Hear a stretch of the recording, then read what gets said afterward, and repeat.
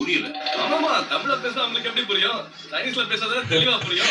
இப்பெல்லாம் அங்கதானே கொடுக்கல் வாங்கலாம் நிறைய நடக்குது. அந்த வைரஸ ஒரு தெருநாய்க்கு ஊசி போட்டிருக்கான். Seventh sense of director. Hi, enjoy പുതിയ റിയാക്ഷൻ വീഡിയോയിലേക്ക് സ്വാഗതം. അപ്പൊ നമ്മൾ റിയാക്ഷൻ ചെയ്യാൻ പോകുന്നത് സൂര്യന്റെ ഏഴാം അറിവ് മൂവിയിലെ അടുത്ത സീനാണ്. അതായത് എല്ലമ്മ ആ സോങ്ങിന് ശേഷമുള്ള സീനാണ്. അപ്പൊ നമ്മൾ എനിക്കറിയാൻ പോകുന്ന സംഭവം എന്ന് വെച്ചിട്ടുണ്ടെങ്കിൽ നെക്സ്റ്റ് ഏകദേശം വരാൻ പോകുന്നത് ഇനി രണ്ടുപേരും നല്ലൊരു മീറ്റപ്പ് ഫേസ് ഓഫ് സീൻ ആയിരിക്കും ഉണ്ടാകാൻ പോകുന്നത്. അപ്പൊ ഫേസ് ഓഫ് നടക്കുന്ന സമയത്ത് ഈ വില്ലന്റെ കണ്ണാണ് മെയിൻ ആയുധം. കണ്ണ് നോക്കിയാൽ എല്ലാം തീർന്നു. അപ്പൊ അവിടെ എങ്ങനെയാ നമ്മളുടെ സൂര്യന്റെ ക്യാരക്ടർ ഫേസ് ചെയ്യുന്നുള്ള സംഭവമാണ്. കാരണം എന്ന് വെച്ചാൽ എത്ര ജീൻ മെമ്മറി സംഭവങ്ങളൊക്കെ പറഞ്ഞാലും പുള്ളിക്കാരൻ ഇതുവരെയിട്ട് അത് യൂസ് ചെയ്തിട്ടില്ല. അപ്പൊ അത് എങ്ങനെ കാണിക്കും, അത് പ്രത്യേകിച്ച് ആ ഒരു ഡയറക്ടർ എങ്ങനെയാണ് നമ്മളിലേക്ക് പ്രസന്റ് ചെയ്യാൻ പോകുന്നത് എന്നെ മാത്രമല്ല ഏതൊരു പ്രേക്ഷകനെയും അത് ഒബ്വിയസ്ലി ചിലപ്പോൾ കൺവിൻസ് ചെയ്തിട്ടുണ്ടാവാം, കൺവിൻസ് ആയിട്ടുണ്ടാവില്ല. പക്ഷെ ഞാൻ അതാണ് ശരിക്കും ക്യൂരിയസ് ആയിട്ടുള്ളത് കേട്ടോ, അത് എങ്ങനെ കാണിക്കാൻ പോകുന്നത് അറിയാൻ വേണ്ടിട്ട്. അപ്പൊ എന്തായാലും നമുക്ക് അസിലേക്ക് പോവാം. ഞാൻ പറഞ്ഞൊന്നും ചിരിക്കുന്നു. ഓ, പ്രൊഫസറിന്റെ പണിയല്ല, മറ്റേ പ്രൊഫസർ മീറ്റ് ചെയ്യണമെന്ന് പറഞ്ഞിട്ടില്ല. ഇവര് പ്രൊഫസറിനെ കണ്ടുപിടിക്കാനാണ്. ஹலோ சுலுசுபா, எங்க இருக்க நீ? நீ சொல்லிட்டு வரேன்னு காலையில போனேன். 9 o'clock ப்ரொஃபசரை மீட் பண்ணது. இப்போ 9:10. அங்கதான் பஸ்ல வந்துட்டு இருக்கேன். பஸ் இல்லையா? கொஞ்சமாவது சீரியஸ்னஸ் தெரியுதா உனக்கு? நீ சொல்லல, நான் இங்க வெயிட் பண்ணிட்டு இருக்கேன். ஓகே, ப்ரொஃபசர் எப்படி மீட் பண்றது? நார்மலி அவன் கூடவே இருப்பான்ல. அந்த ப்ரொஃபசர் நம்பர் இருக்குல, அத மெசேஜ் அனுப்புங்க. അതാണ് ഫുള്ള് പറയുന്നത്.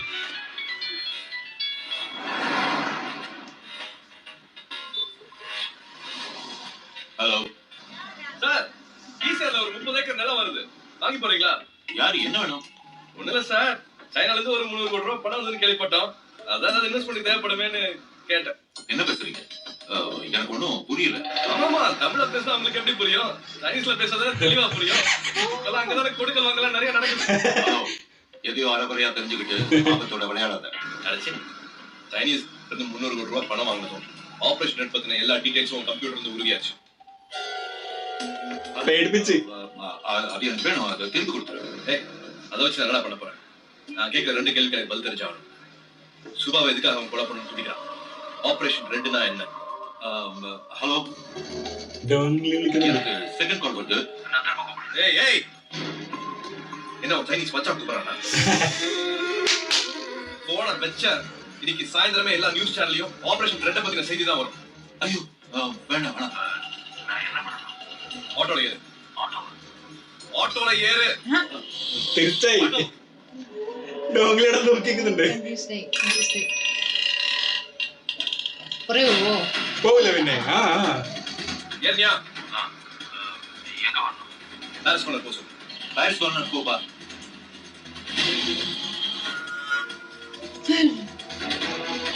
മാറ്റി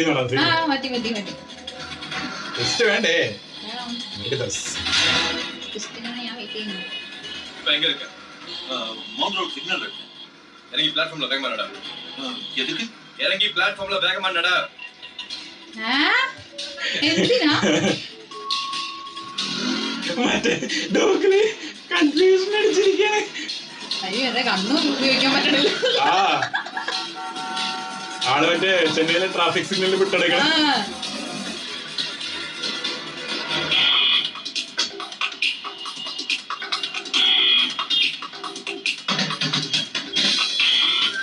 വിളിച്ചോണ്ടിരിക്കുന്നുണ്ട് ഡോഗ്ലി.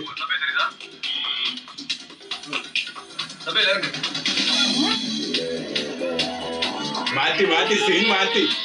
ഇത് ഏകദേശം എനിക്ക് പുസ്തകത്തിലെ മറ്റേ റോഡ് സീൻ പോലെ ഇല്ല പെട്ടെന്ന് കാണുമ്പോ.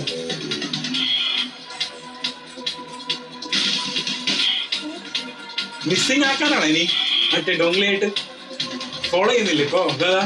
ആള് എങ്ങോട്ട് പോണെന്ന് കൺഫ്യൂഷൻ ആയിരിക്കില്ല ഇനി.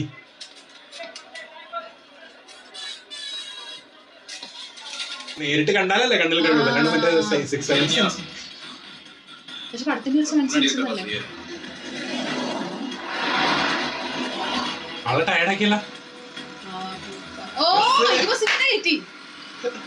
പൊളി. എനിക്ക് കിട്ടില്ലല്ലോ.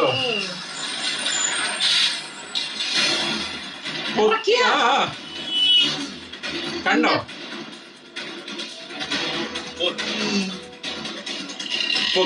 പൊക്കിയതാണ് ആളെ ക്യാച്ച് ചെയ്താണ്ടോ വേറെ രീതിയില് അത്ര ദൂരത്തും കാണാൻ പറ്റൂടെ നമ്പർ അല്ലേ என்ன விஷயம் திடீர்னு உள்ளவா God என்னாச்சு சார் What's happening?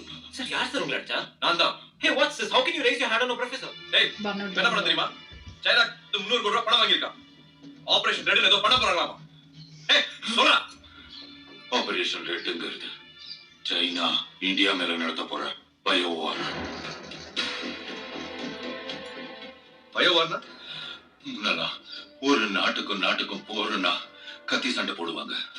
அதுக்கப்புறம் தூரத்துல இருந்து துப்பாக்கி சண்டை. அப்புறம் அவங்க நாட்டுல இருந்துகிட்டு ஏவுகணை அணுகுண்டுன்னு போட்டாங்க. ஆனா இந்த பயோவாரங்கிறது துப்பாக்கி இல்ல, ராக்கெட்டும் இல்ல. It's a virus. 6th செஞ்சுரியில ஹாங்ஸிங்கிற வைரஸ் தாக்கி சைனாவுல பல லட்சம் பேர் செத்துருக்காங்க. அதே வைரஸை திரும்ப உருவாக்கி இந்தியாவுல பரப்புறதுக்கு தான் டாங்லிங்கிற ஸ்பெஷலிஸ்டா அனுப்பியிருக்காங்க. அவன் அந்த வைரஸ ஒரு தெருநாய்க்கு ஊசி போட்டிருக்கான். ஊசி போட்ட அந்த நாய் 24 மணி நேரத்துல டிசீஸால முழுசா பாதிக்கப்பட்டுரும்.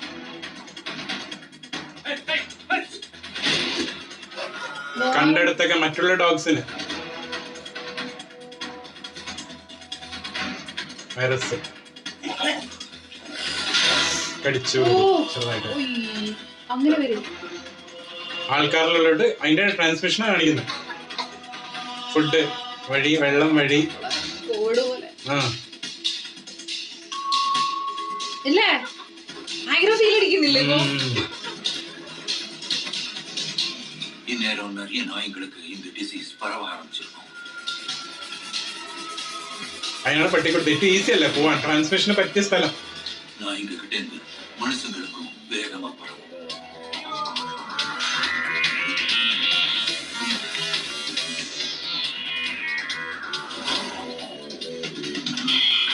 முன்னெல்லாம் சயின்டிஸ்டுங்க நோய்க்கு மருந்து கண்டுபிடிப்பாங்க.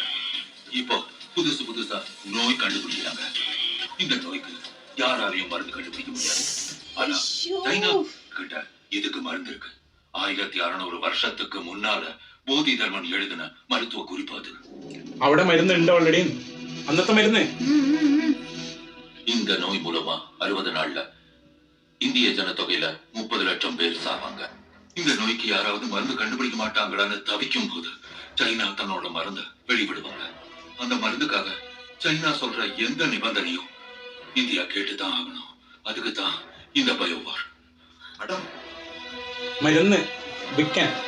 പിന്നെ അത് മാത്രല്ല അതിന്റെ കൂടെ എല്ലാ അഗ്രിമെന്റും അഗ്രി.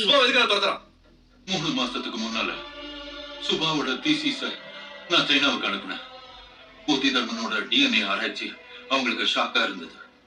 போதி தர்மனோட திறமை திரும்ப வந்தா அவங்களோட பயோவார்க்கு அவர் சுலபமா மருந்து கண்டுபிடிச்சிருவாரு. அதை தடுக்கத்தான் உன்னையும் அவளையும் கொல்ல ட்ரை பண்றான். ബോധർമ്മം തിരിച്ചു വന്ന പ്രശ്നല്ലേ? என்ன வேணும் உனக்கு? பணத்துக்காக என்னால செஞ்சிருவீங்களா? ஏற்கனவே போலி டாக்டர் போலி மருந்து பிரச்சனை. இருக்கிற நோய் போதான் புதுசா ஒரு நோய். குடும்பத்துக்கு ஒரு நோய் கொஞ்சம் கூட யோசிக்க மாட்டேன். Aravind, one second Aravind, we have to do something. முதல்ல சிட்டில இந்த நோய் ஸ்ப்ரெட் ஆயிருக்கான்னு தெரிஞ்சுக்கணும். எங்க அங்கிள் தினி கார்ப்பரேஷன்ல வர்க் பண்றாரு. Call him. அவருக்கு ஃபோன் பண்ணா Call him immediately. We have to deal with this one step at a time. என்ன ஸ்வீட்? அங்கிள் ஒரு urgent இன்ஃபர்மேஷன் வேணும். சிட்டில ஏதாவது புதுசா டிசீஸ் பரவி இருக்கா? யாராவது இறந்துருக்காங்களான்னு தெரியணும். அப்புறம் வெட்டனரி ஹாஸ்பிடல்ல நாய்க்கு ஏதாவது வியாதி பரவுதான்னு தெரியணும். ஒரு 20 minutes டைம் கொடு, நானே ஃபோன் பண்றேன். ஓகே 20 minutesல கூப்பிடுறேன். ஆமா 9:30 மணிக்கு மவுண்ட் ரோடு போஸ்ட் ஆபீஸ்ல இருந்து கிளம்புனது நம்ம வண்டி தான். புக் பண்ணது சுபாஷ் சீனிவாசங்கிறவங்க தான். ஆனா எங்க டிராப் பண்ணலாம் சொல்ல முடியாது. ரூல்ஸ் கிடையாது. No rules, no details. Give me the address. No rules, no details. Contract, can I help you? 19th Avenue, Soumitra apartments, Ashok Nagar. 10 നിമിഷത്തിൽ വണ്ടി വരും മേഡം. അവിടെ എഴുതി വെക്കുന്നുണ്ട്. என்ன நீ போலியா நீ? I said I need the address. What is your name? Dongli. டோங்லிங்கிற பேருக்குலாம் இங்க டீடைல்ஸ் சொல்ல முடியாது.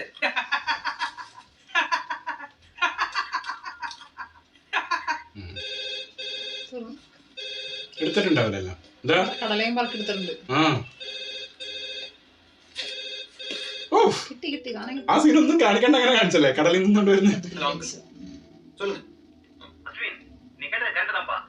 மாதா ஹாஸ்பிடல்ல நேத்து மத்தியானம் 6 பேர் அட்மிட் ஆயிருக்காங்க. அது இன்னைக்கு காலைல 8:30 மணிக்கு ஒருத்தரும் 11:30 மணிக்கு ஒருத்தரும் செத்து போயிருக்காங்க. இது வரைக்கும் அவங்களுக்கு என்ன வியாதினே டயக்னோஸ் பண்ண முடியலையா.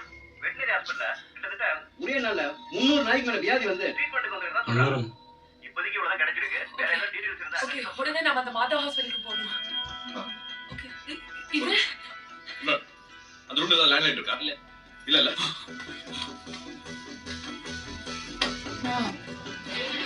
ഉണ്ടെങ്കിലല്ലേ കോണ്ടാക്ട് ചെയ്യാനൊക്കെ പിടിച്ചിട്ടേക്കണം.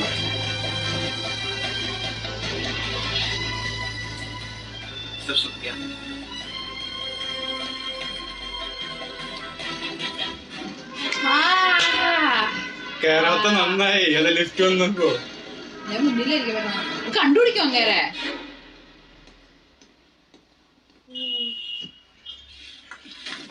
ശരിക്കും ഈ ഒരു സീന് നീ കണ്ടപ്പോഴില്ലേ കുറെ കാര്യങ്ങൾ ഇങ്ങനെ മനസ്സിലേക്ക് ഇങ്ങനെ ഓടി വന്നു. 2019 ആണ് എന്റെ മനസ്സിലോട്ട് ഓടി വന്നത് ഇല്ലേ. അതിനകത്ത് പറഞ്ഞിരിക്കുന്നവരോ അച്ചിട്ടായിട്ട് വന്നപോലെ ശരിക്കും.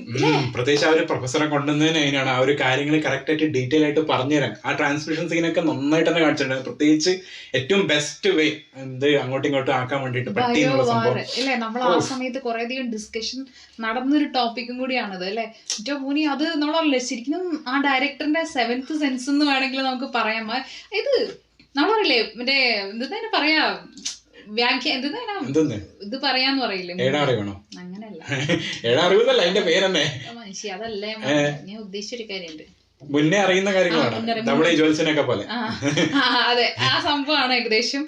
അപ്പൊ എന്തായാലും അതിനകത്ത് പറഞ്ഞിരിക്കുന്ന ഏകദേശം എല്ലാ കാര്യങ്ങളും, അതായത് മരുന്നില്ല സംഭവത്തിന്, സ്പ്രെഡ് ആവും, അത് എന്താ പറയാ ഈസി ആയിട്ട് സ്പ്രെഡ് ആവുകയും ചെയ്യും. അവരുടെ ഓൾറെഡി അതിനുള്ള മരുന്ന് ഉണ്ടാവും. അപ്പൊ അതുകൊണ്ട് തന്നെ അവരതിന് ഇതാക്കില്ല. കാരണം അവരെടുക്കുന്നതിന് നമ്മൾ വാങ്ങേണ്ട അവസ്ഥ വരും. അങ്ങനെയുള്ള കുറെ സാധനങ്ങൾ മാത്രമല്ല അവര് പറയുന്ന വ്യവസ്ഥകളൊക്കെ അംഗീകരിക്കാനായിട്ട് അല്ലെ. ശരിക്കും എന്താ പറയാ, കാരണം ഇപ്പോഴത്തെ കാലത്ത് മറ്റേ ആയുധങ്ങളൊക്കെ വെച്ച് ചെയ്തിട്ടുണ്ടെങ്കിൽ നമുക്കറിയാം എല്ലാവരുടെ ആയുധം സംഭവങ്ങളൊക്കെ ഉണ്ട്. പക്ഷെ ഈ ഒരു സംഭവമാണ് ഭയങ്കര ഡേഞ്ചറസ്. കാരണം അത്രയും പോപ്പുലേഷൻ ആണ്. അപ്പൊ ഇത്രയും ആളുകൾ പോയിട്ടുണ്ടെന്നുണ്ടെങ്കിൽ അത് ഭയങ്കര സംഭവമാണ്. എന്റെ മുന്നേ അത് ചില സീനിലൊക്കെ നമ്മള് ഇപ്പൊ കാണുന്ന സമയത്ത് ഭയങ്കര ഒരു തെരിപ്പിക്കുന്ന സീനുകളൊക്കെ. അതായത് കുറച്ചും കൂടി നമ്മൾ പറയില്ലേ കാലത്തിന് മുന്നേ വന്നൊരു സിനിമയാണ്. ആ സിനിമേന്റെ ഇപ്പൊ നമ്മൾ ഈ ഒരു സമയത്ത് കാണുന്ന സമയത്ത് നമുക്ക് കുറച്ചും കൂടി കണക്ട് ആവുന്ന കൂടുതലാണ്. എനിക്ക് തോന്നുന്നത് ഈ പടം ഇറങ്ങിയ സമയത്ത് ഈ പടത്തിനോടുള്ള കണക്ഷനേക്കാളും കൂടുതലായിട്ട് ഇപ്പൊ കാണുമ്പോൾ നമുക്ക് കിട്ടാൻ സാധ്യത തോന്നുന്നുണ്ട്. കാരണം ആ ഒരു സമയത്ത് നമ്മൾ എങ്ങനെയൊക്കെ സംഭവിക്കോ എന്നുള്ള ചിലപ്പോ ചിന്താഗതി എല്ലാവരിലും ഉണ്ടാവാം.